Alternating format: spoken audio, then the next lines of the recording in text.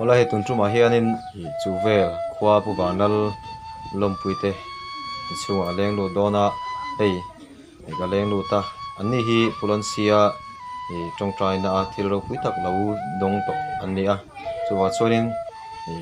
ngene kom na le an mani o ka nge soina ngai thalak don ni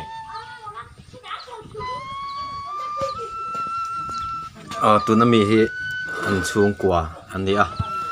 lenu ber khan min chang sela pulansi na engene atong try sak dan bel chu na kai hi lan man hui kanya chu vel bulon sia